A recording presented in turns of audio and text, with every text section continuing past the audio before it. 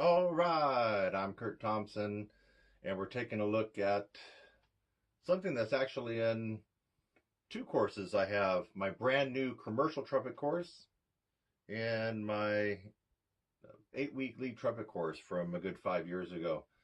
And that's the work on the most commonly missed intervals, which also happen to be the most common intervals. And today we're looking at lead trumpet accuracy study number 8, and it's the interval of a fifth. It happens a lot. They tend to be missed a lot. And we're going to put it on a medium swing tempo, which is 138.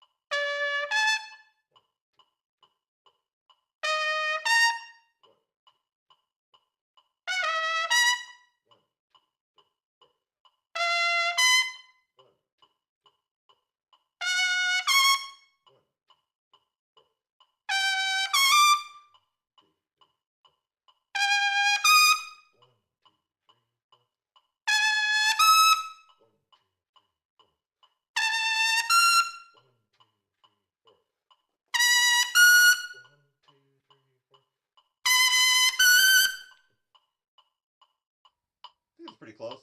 Did I get that?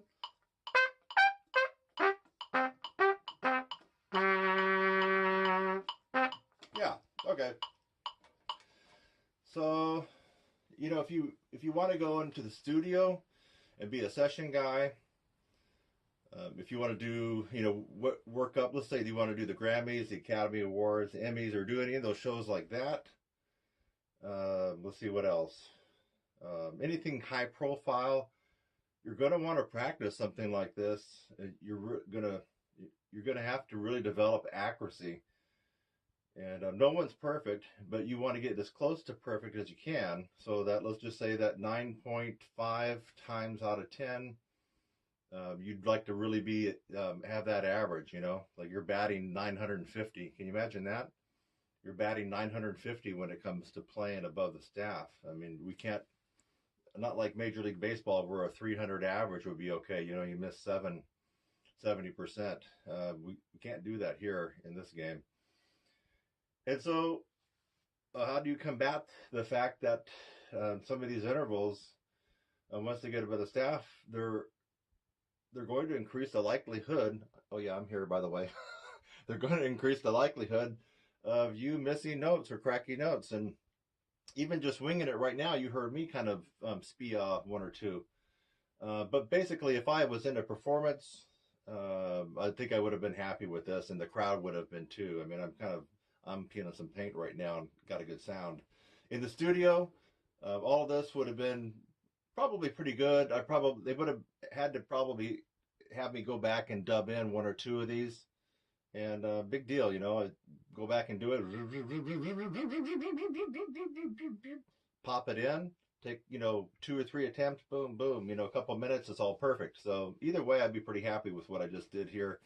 If I was in some New York studio or LA studio, be very happy with what I just did. Now you can make this harder by taking the mouthpiece, the whole horn off your face, and coming back in as if you were resting during an 8-bar singer thing or an 8-bar improv. Maybe a sax had an improv solo or whatever you can think of, and you weren't playing, and then you have to pick up your horn. Now that's harder.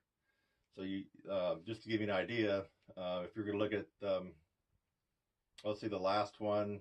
What do we have? That would be pretty hard. Let's just say there's 4 measures before you got to do the C sharp to G sharp. 1, 2, 3, 4.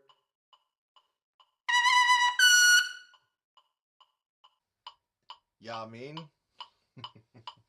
And what about the D to the A? What if you had 4 measures, violins and you're in the orchestra and the Academy Awards and whatever, and you know, you're cold for 4 measures and you got to come in.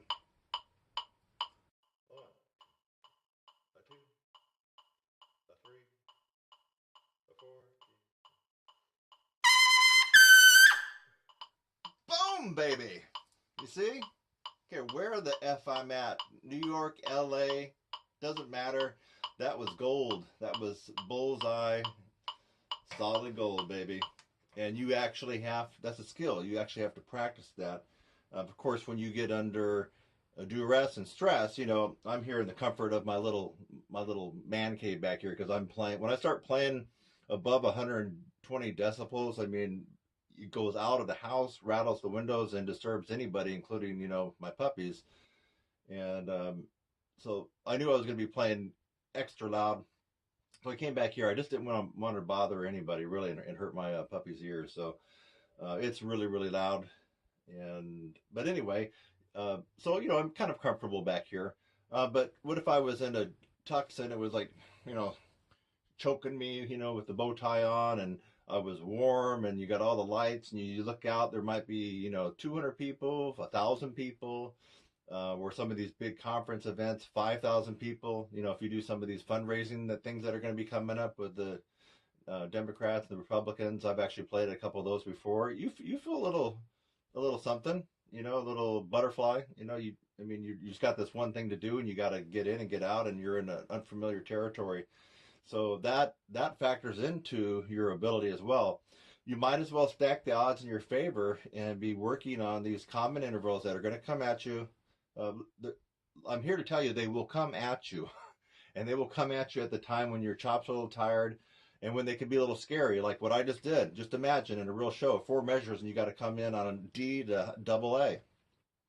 I mean, you got to be on the money, baby. You got to be practicing this stuff. You're not just going to come in there and think that you did a little bit of Max Schlossberg and that maybe you popped out a couple of some of the Claude Gordon arpeggios and you're going to come in there and nail it. No.